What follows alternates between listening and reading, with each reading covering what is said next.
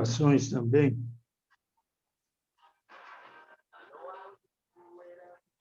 Vamos colocar em honra de Nossa Senhora Auxiliadora. Hoje é o dia dela.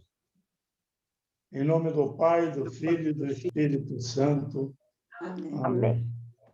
Vinde, Espírito Santo, enchei os corações dos vossos fiéis e acendei neles o fogo do vosso amor. Enviai o vosso Espírito, e tudo será criado, e renovareis a face da terra. Oremos. Deus, que instruísse os corações dos vossos fiéis com a luz do Espírito Santo, fazei que apreciemos retamente todas as coisas, segundo o mesmo Espírito, e gozemos sempre da sua consolação. Por Cristo, Senhor nosso. Amém. Pai nosso, que estais no céu, santificado seja o vosso nome. Venha a nós o vosso reino. Seja feita a vossa vontade, assim na terra como no céu. O pão nosso de cada dia nos dai hoje. Perdoai as nossas ofensas, assim como nós perdoamos a quem nos tem ofendido. E não nos deixeis cair em tentação, mas livrai-nos do mal. Amém. Ave Maria, cheia de graça, o Senhor é convosco. Bendita sois vós entre as mulheres. Bendito é o fruto do vosso ventre, Jesus.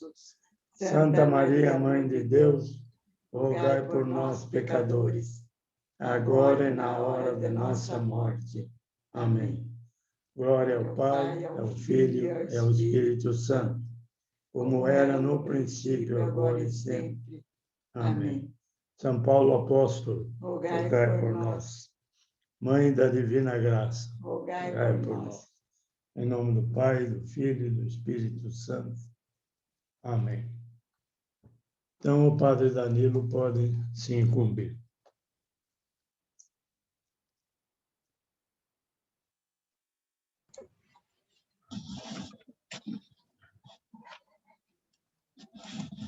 Boa noite a todos. Estão me ouvindo bem? Boa noite, Padre Danilo. Sim. Boa noite, Padre. Então, nós vamos dar continuidade aos nossos encontros. Nós estamos fazendo a partilha do livro da Fratelli Tutti. O capítulo agora que nós vamos refletir é o capítulo 4. Então, quem puder, durante a semana, ler esse texto depois, se torna mais ainda produtivo nossa reflexão. É um texto pequeno, ela tem aí 10 páginas no máximo, é um dos capítulos menores, mas que tem aí alguma relevância, né, para a reflexão daquilo que é o entendimento da Fratelli Tutti. Se o texto quer falar sobre a fraternidade, a amizade social, e ainda mais sobre a fraternidade universal, então o Papa não poderia deixar de falar sobre as questões de migração, imigração e emigração. Então, esse texto vai dedicar exclusivamente a essa temática. Para que eu pudesse refletir um pouco com vocês a essa temática, eu entrei em contato com um amigo meu, ele é padre Escalibriano, é um missionário. Essa congregação dos Escalibrianos, eles têm um carisma próprio de cuidar dos migrantes. Há tempos atrás, o ano passado, eles saíram de nossa diocese, mas eles faziam um trabalho na nossa diocese com os cortadores de cana. E como que cada vez mais diminuiu o corte de cana na nossa cidade, no estado, eles acabaram deixando esse trabalho. Mas eles constantemente eles fazem um trabalho no Brasil, seja aquelas pessoas que migram de um estado para outro, até mesmo pessoas que vêm de outros países. Então, aqui no Brasil, aqui em Piracicaba, eles faziam um trabalho com uma comunidade de bolivianos, comunidade de venezuelanos e haitianos que residiam aqui em busca de empregos. Parece que não, mas são muitas pessoas em nossa cidade e região que vieram de países latinos, ou até mesmo de outros países a busca de emprego. É claro que isso se estende muito maior quando a gente fala de São Paulo, na extensão do Brasil todo. Mas em Piracicaba há muitas pessoas que vêm de outros lugares à busca de emprego. Então, esse tema da migração acaba sendo um tema que envolve também a realidade que nós vivemos. Envolve o ambiente que a gente pode refletir a partir da nossa realidade, né? Então, não está fora da nossa realidade, embora o texto ele traz uma perspectiva universal dessa relação da migração. Eu vou... deixa eu trazer aqui o texto, os slides, depois eu envio para vocês, tá bom? O texto.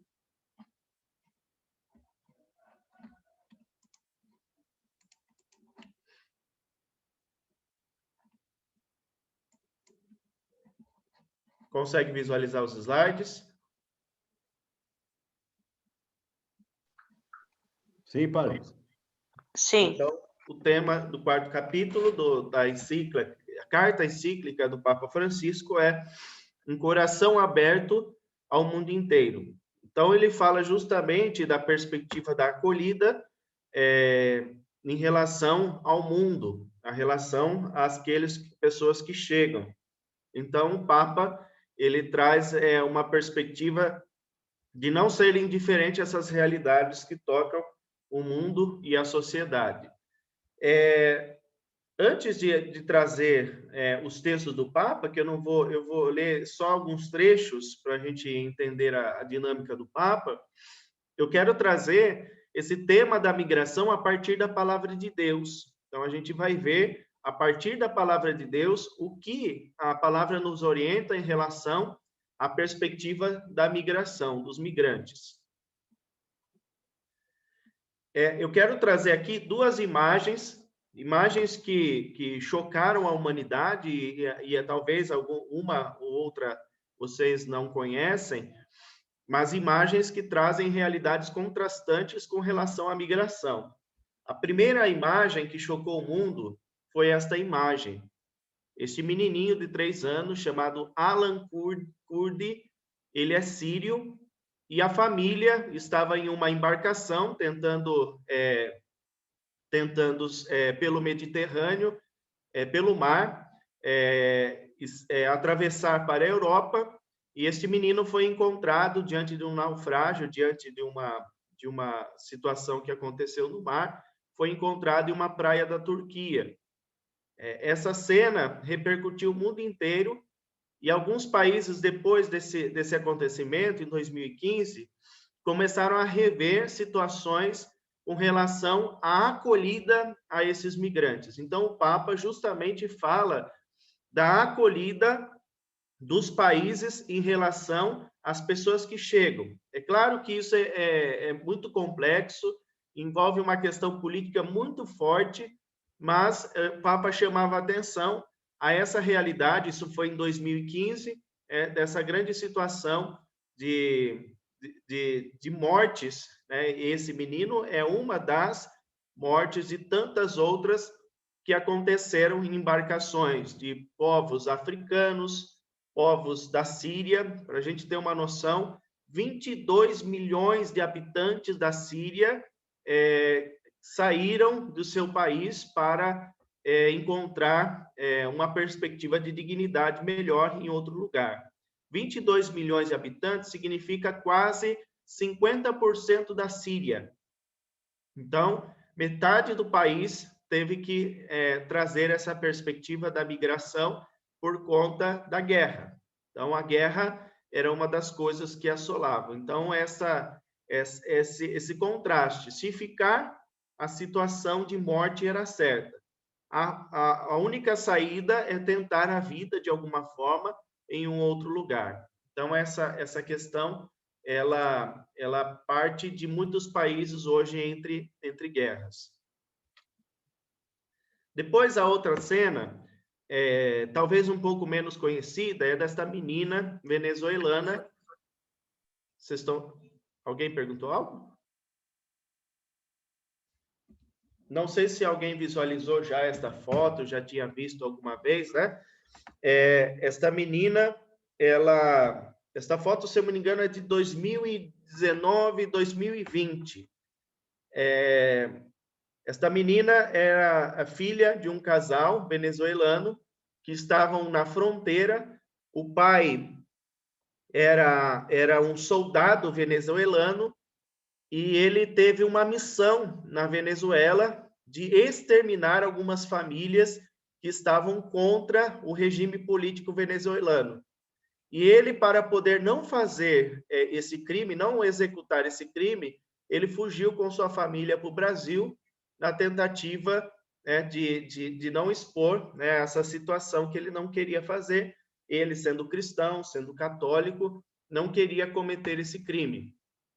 Qual foi a sua saída?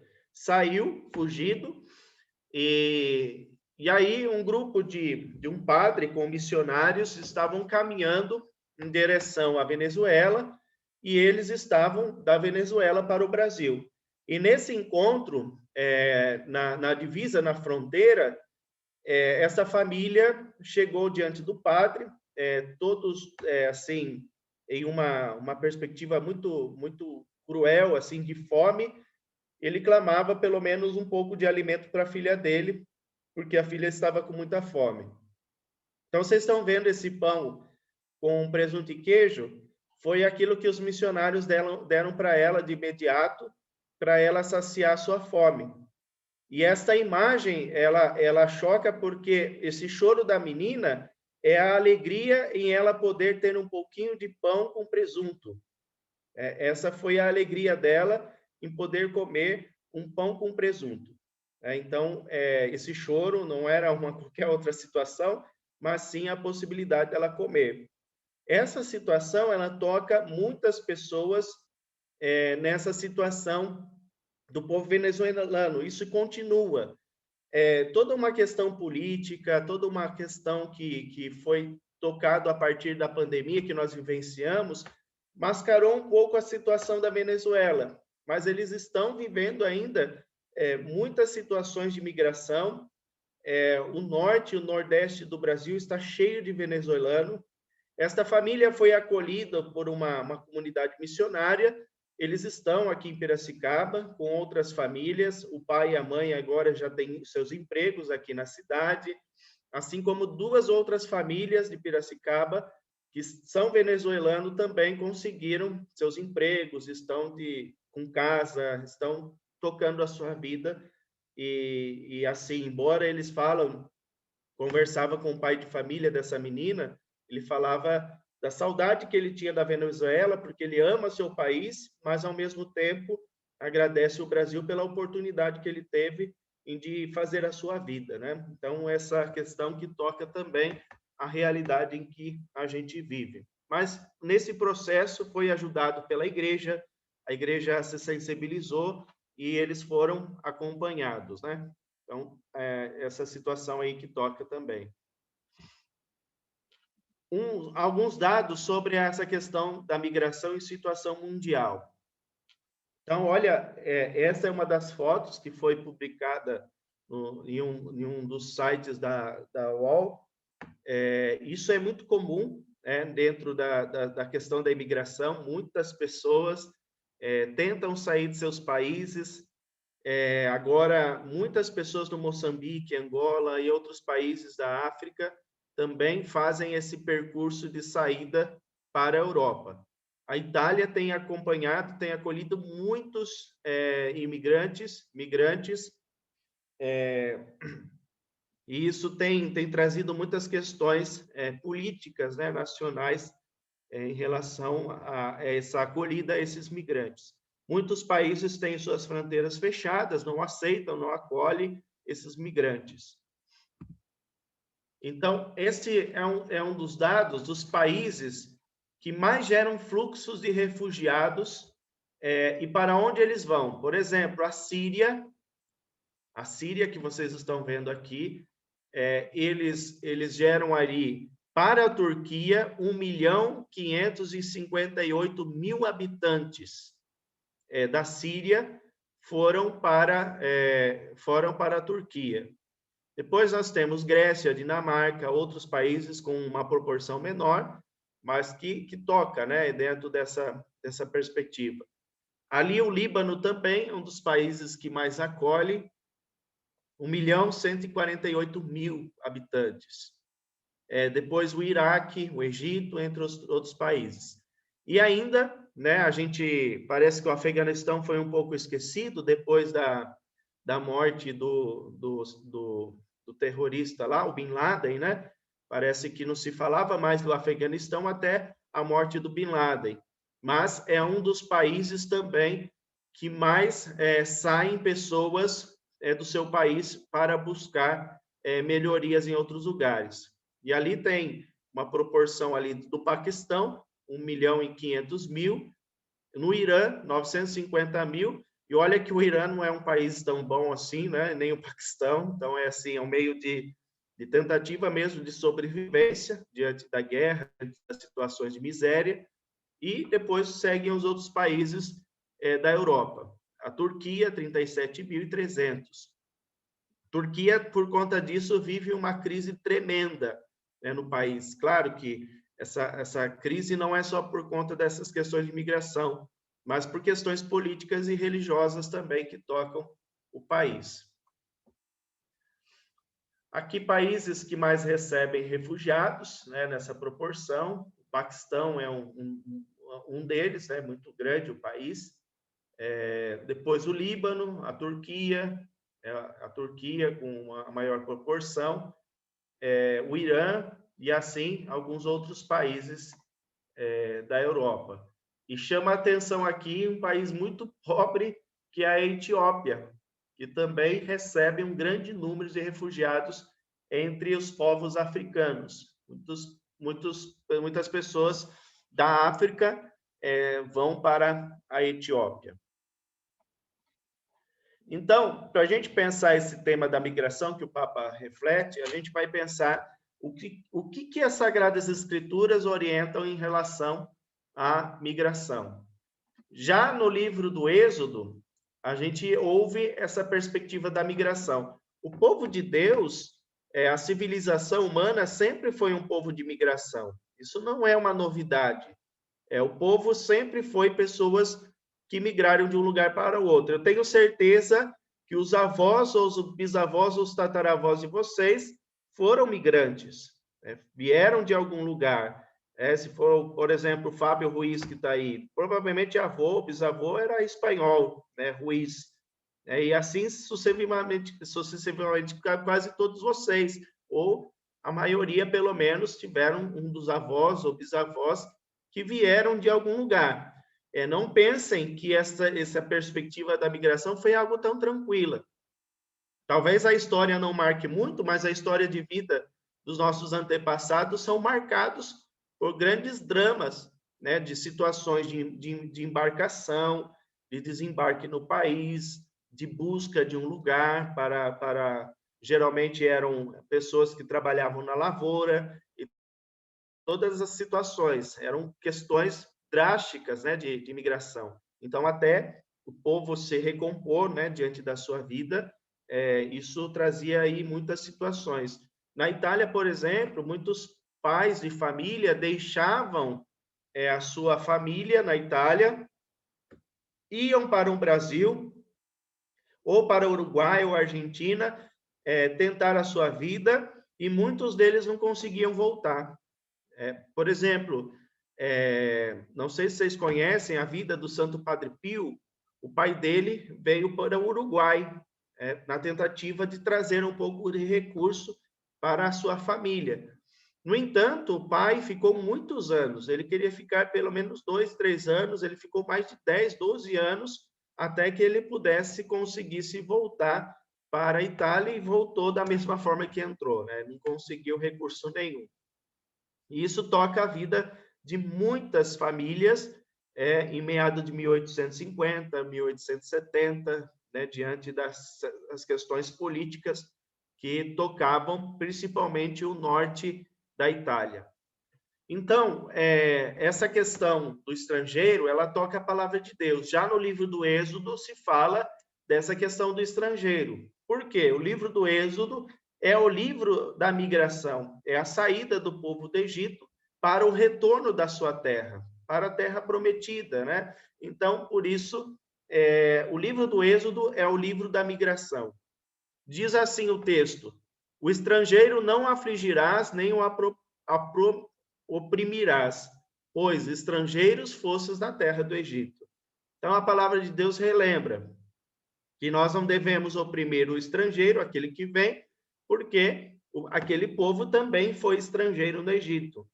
Assim, a gente também tem que lembrar que alguém que vem de fora tentar a vida na nossa cidade, o nosso lugar, a gente precisa pensar que nossos antepassados também foram estrangeiros, foram, de alguma forma, também estrangeiros. Deuteronômio 24, 14. Não oprimirás o diarista, o pobre e necessitado, de teus irmãos, ou de teus estrangeiros, que está na tua terra e nas tuas portas. Quando se encontra em situação de vulnerabilidade, Deus cuida dos estrangeiros em especial atenção. Quando também fizerdes a colheita de vossa terra, o canto de teu campo não cegarás totalmente, nem as espigas caídas colherás a tua cega. Semelhantemente, não rabiscará a tua vinha, nem colherás os bagos caídos da tua vinha. Deixá-lo-ás ao pobre e ao estrangeiro. Eu sou o Senhor vosso Deus. Então, todos os produtores, eles tinham que deixar uma porção que caía da terra ou que não se colhia para os pobres e estrangeiros. Esse é o primeiro dízimo que as pessoas tinham que ter. Jesus, em vários momentos, na colheita do sábado, quando ele fala da espiga, do milho, justamente ele estava falando dessa questão de retirar a espiga daquilo que é do pobre. Então, Jesus, de modo algum, queria roubar a colheita de alguém, mas ele queria, de fato, trazer essa perspectiva dos grãos que ficavam para uma espécie de dízimo, né? Então, aqui também traz esse cuidado que é preciso ter com aquele que vem de fora, o estrangeiro. Então, até mesmo na colheita, tinha que deixar uma parte, um dízimo, uma porcentagem para aqueles que chegavam de longe. Então, essa perspectiva bíblica do Antigo Testamento que traz esse princípio de misericórdia e de amor. Depois aqui, né, eu não vou trazer trazer um pouco superficial essa questão, porque é mais teológico, mas na Bíblia há dois termos que vai designar estrangeiro. O termo que significa estranho, e também o nekar, que significa aquele que está de passagem. Tanto aquele que é estranho, né, não no sentido nosso do português, o estranho é aquele que chega de fora, desconhecido, como o nekar, eles devem ser acolhidos na comunidade, naquele caso, a comunidade judaica, e também na perspectiva da fé. Na Bíblia, eles devem ser acolhidos. Segundo as Escrituras, os estrangeiros devem ser tratados como fossem naturais da terra do povo eleito. Isso vai dizer o livro do Levítico. Então, tanto quanto aqueles que moram e residem, tem que ter uma cidadania de pessoa. Ele chegando lá, ele precisa ter esta cidadania, vamos dizer assim. Como natural entre vós será o estrangeiro que peregrina convosco, amá-lo-ás como a ti mesmo, pois estrangeiros fossem na terra do Egito. Eu sou o Senhor vosso Deus. Ainda na pedagogia de Deus para formar o seu povo, ele ensina a não oprimir os estrangeiros. Também não oprimirás o estrangeiro, pois vós conheceis o coração do estrangeiro, pois fostes estrangeiro na terra do Egito. Então, a palavra de Deus lembra que também o povo de Deus foi estrangeiro e, por isso, devem acolher todos aqueles que chegam. Amem os estrangeiros, pois vocês mesmos foram estrangeiros. E uma vez eu ouvia numa comunidade paroquial, numa festa, a pessoa dizendo assim: padre, esse povo do Nordeste nunca deveria ter vindo aqui na nossa terra. Eles tiram o emprego da gente. Então, é uma falta de consideração com a situação e a realidade do todo. Então, ele pensa só na questão dele mesmo, mas esquece dessa perspectiva da acolhida, da hospitalidade, que passa pela perspectiva cristã. E também essa recordação de que todos nós somos irmãos. O final de semana, na liturgia, falava justamente dessa moção do Espírito que leva a reconhecer que todos nós somos irmãos. Como vai dizer, não há pardos, não há medos, elamitas, habitantes da Capadócia, do Egito, todos eles foram capazes de acolher o mesmo Espírito. Então, todos os povos fazem parte deste único Deus, e, portanto, todos nós somos irmãos, estrangeiros ou não.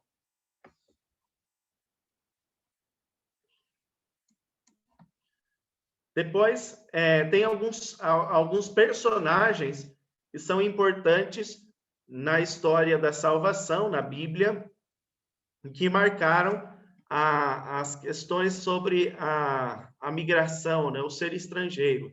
Essa personagem talvez seja um pouco desconhecida na Bíblia, mas ela é da descendência de Davi, e, portanto, ela é da linhagem de Jesus. Mas era uma mulher em que ela era estrangeira e a identidade dela como judaica ela só poderia ter casando com um judeu e tendo filhos com judeus. Então, o que acontece na história? A história é meio estranha, né? Ela casa com o primeiro marido e o primeiro marido morre, sem filhos. Aí ela casa com o irmão do marido, o marido também morre. E aí sobrou o caçula, que era muito jovem, provavelmente era adolescente, e não conseguiram ter filhos. Ela vai diante do sogro, às escondidas, e se coloca como uma prostituta para ter filho com o próprio sogro. E assim ela traz a descendência para a Israel. Então, Judá ele tem essa descendência de Tamar. Essa história é para mostrar o quanto era difícil essa questão da descendência de um povo, né? Então, Tamar mostra essa questão do desprezo, né, pelo povo, pelos estrangeiros. Depois nós temos a história conhecida por nós, que é o livro de Ruth. Quem quer pensar na perspectiva do estrangeiro, do migrante, leia o livro de Ruth. Ruth era uma estrangeira, também ela perde o seu marido, e assim Noemi, a sua sogra, a acolhe. Ela não despreza Ruth, ela poderia ter desprezado Ruth, porque Ruth não teve filho com o seu marido, e, portanto, a coloca ela numa colheita, né, para que ela pudesse sobreviver no plantio. Ruth implora para Noemi a permanência dela na casa, e Noemi a concede. Depois ela vai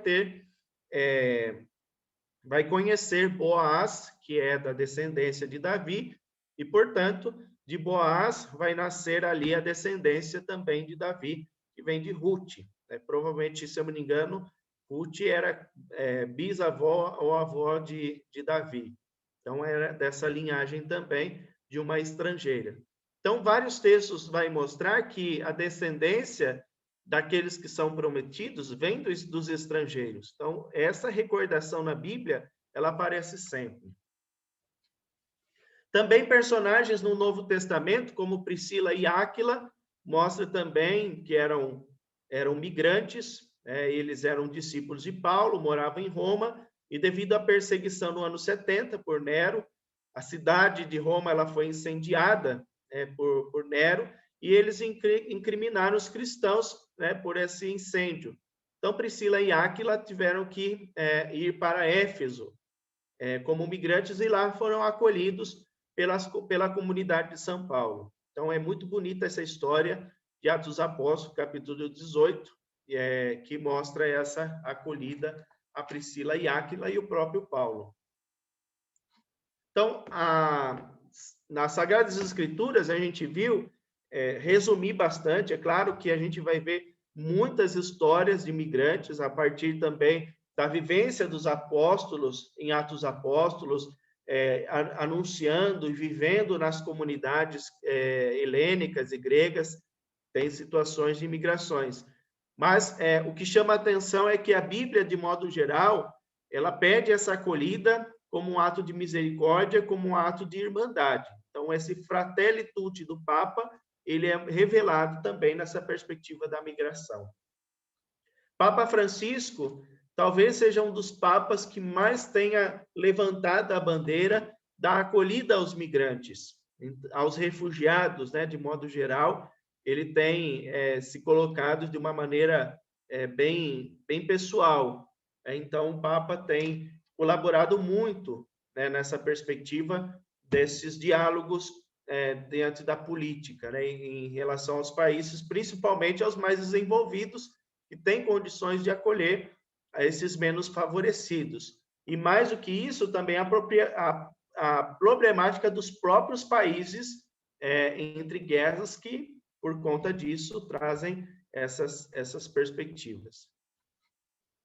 A Igreja ela traz uma carta, se eu me engano, do Papa Bento XVI, sobre a questão dos migrantes. Se chama Erga Migrantes Caritas Christi. Então, essa é uma carta do Vaticano que trazia à tona sobre essa questão do estrangeiro.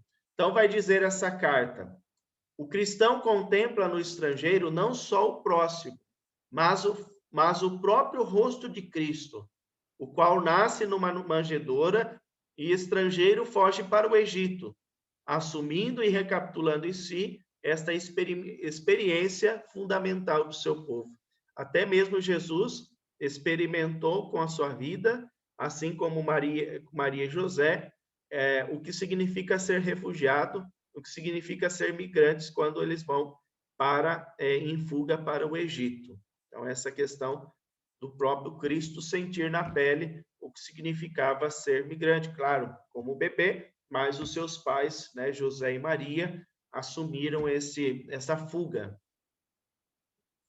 E agora, direcionando mais para o texto, né? O Papa Francisco, vocês estão vendo essa imagem, ele construiu no Vaticano, ele pediu que construísse de pedra esse monumento dos refugiados. É um ícone que marca o Vaticano, que mostra e retrata os refugiados no mundo todo. Então, aqui foi construído um memorial para essas pessoas, para que o povo pudesse ter essa consciência, né, da acolhida. Então, o Papa, ele pensa, de fato, essa perspectiva da acolhida. Quero trazer aqui 2 parágrafos desse texto capítulo para que a gente possa sintetizar aquilo que ele queria dizer. Quando o próximo é uma pessoa migrante, sobrevêm desafios complexos. O ideal seria, sem dúvida, tornar desnecessárias as migrações. Então, qual é o ideal? É que os povos pudessem ter dignidade em seu próprio país, em seu próprio estado, em sua cidade, ter condições de dignidade em seu próprio lugar. Ninguém gosta de mudar da sua própria cultura. Imagine o sofrimento do povo venezuelano ter que sair, ir para um lugar que tem uma outra língua, um outro costume, uma outra alimentação. Não é tão fácil assim. Então, essa questão marca a vida das pessoas. Então, e para isso, o caminho é criar reais possibilidades de viver e crescer com dignidade nos países de origem, a fim de se poder encontrar lá as condições para o próprio desenvolvimento integral. Mas, enquanto não houver sérios progressos nessa linha, é nosso dever respeitar o direito que todo ser humano tem de encontrar num lugar onde possa não apenas satisfazer as necessidades básicas dele e da sua família, mas também realizar-se plenamente como pessoa. Falando dessa questão da necessidade básica, quando eu conversava com um dos migrantes venezuelanos, ele dizia assim: padre, lá dentro da Venezuela eu não sabia o que era um sabonete.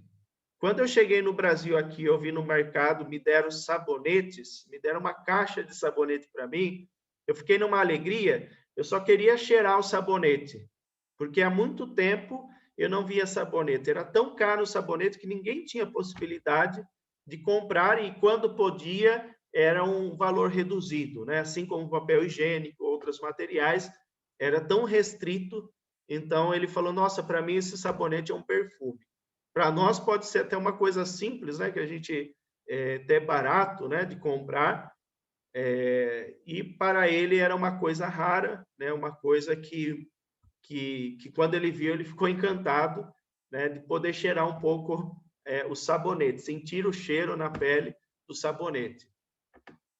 Então, essa questão que toca, né, as satisfações, as necessidades básicas e da família. Então, ele complementa, mas também de se realizar plenamente como pessoa. Então, esta realização plena da pessoa a partir da dignidade. Depois, por fim, os nossos esforços a favor das pessoas migrantes que chegam pode resumir-se em 4 verbos. Então, o Papa diz 4 palavras que resumem essa perspectiva da acolhida do migrante. Mas isso pode se resumir também a todos aqueles que chegam, os pobres, acolher, proteger, promover e integrar. Com efeito, não se trata de impor altos programas assistenciais, mas de percorrer unidos um caminho através dessas 4 ações para construir cidades e países que, mesmo conservando as respectivas identidades culturais e religiosas, estejam abertos às diferenças e saibam valorizá-las em nome da fraternidade humana. Com essa política do Papa Francisco, algumas cidades da Itália que estavam quase que desertas acolheram um grande número de imigrantes africanos em algumas cidades. Há cidades na Itália que as casas estão abandonadas, não tem pessoas que moram nela, que residam nela, até mesmo porque a população tem diminuído cada vez mais na Europa. Então, isso favoreceu uma perspectiva de moradia de muitos povos africanos, pessoas da África na Itália, em algumas cidades do sul da Itália. E aí, também, agora para a gente concluir, né, o outro parágrafo, a chegada de pessoas diferentes, que provém do contexto vital e cultural distinto, transforma-se num dom. Então, essa chegada de pessoas de outro lugar não pode ser uma distinção de pessoa, mas se torna um dom. A minha comunidade paroquial de origem, a Sagrada Família, não sei se tem alguém aqui, ela tem muitos nordestinos. A minha vizinha vinha da Bahia. E boa parte vem do Pernambuco, Ceará. Então, quando a gente ia almoçar na casa dos paroquianos com o padre, eu já sabia que ia ser alguma comida nordestina. E quantas vezes chegava lá, tinha uma buchada de bode para a gente comer. Então, aprendi a comer a buchada de bode na caneca, uma coisa tão diferente, né, da nossa cultura aqui. Sarapatel, de miúdos, minha vizinha sempre trazia, eu sentia o cheiro do lado de casa da minha vizinha. Minha vizinha tinha 24 filhos. Quando se reunia todos os filhos, ficava todo mundo na calçada, até na minha calçada lá, de tantos filhos que ela tinha. E aí, quando chegavam os netos, era uma loucura, né? Então, e vinham tudo da Bahia, a gente ouvia só os sotaques, né, da casa ao lado.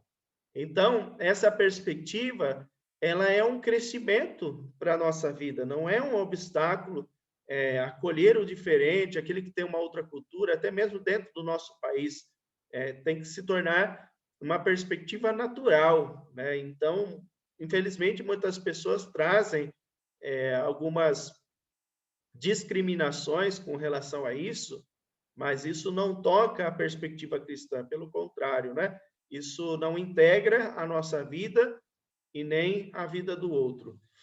Então, por isso, diz aí o Papa, especialmente aos jovens, que não caia nas redes de quem quer contrapor os outros jovens que cheguem aos seus países, fazendo-os ver como sujeitos perigosos e como se não tivessem a mesma dignidade inalienável de todo ser humano. Então, essa questão toca também aos jovens. E aí, ele resume também, no final, uma perspectiva que ele chama de narcisismo bairrista. Então, o que ele diz? Há narcisismos bairristas que não expressam amor sadio pelo próprio povo e sua cultura. Escondem um espírito fechado que, devido a uma certa insegurança e medo do outro, preferem criar muralhas defensivas para sua salvaguarda. É quando um bairro, uma comunidade se fecha porque acha que as pessoas de fora podem desprezar ou até mesmo abolir a cultura daquele lugar. A gente sabe que tem pessoas aí em outros bairros, até mesmo na nossa cidade, né, que muitas pessoas pensam dessa forma. Mas não é possível ser saudavelmente local sem uma sincera e cordial abertura ao universal, sem se deixar interpelar pelo que acontece em outras partes, sem se deixar enriquecer por outras culturas, nem se solidarizar com dramas dos outros povos. Então, essa questão que o Papa toca, e ele chama isso de narcisismo bairrista, né? Quando a gente fica olhando para o próprio umbigo, né? No individualismo, e deixa de lado a acolhida para com o outro. Sim. Padre, então o senhor poderia, para terminar, nos dar a bênção, por favor. Obrigado pela aula. Como o Reinaldo disse, né? Hoje celebramos Nossa Senhora Auxiliadora e também Maria Mãe da Igreja, a festa de Maria Mãe da Igreja. Então, queremos pedir a sua intercessão sobre cada um de nós e nossas famílias. Ave Maria, cheia de graça, o Senhor é convosco. Bendita sois vós entre as mulheres, e bendito é o fruto do vosso ventre, Jesus. Santa Maria, Mãe de Deus, rogai por nós, pecadores, agora e na hora de nossa morte. Amém. Rogai por nós, Santa Mãe de Deus, para que sejamos dignos das promessas de Cristo. Amém. O Senhor esteja convosco. Ele está no meio de nós. Por intercessão de Maria, Mãe da Igreja, e de São José, abençoe-vos o Deus Todo-Poderoso, Pai, Filho e Espírito Santo. Amém. Boa semana a todos. Obrigado, Padre. Obrigado.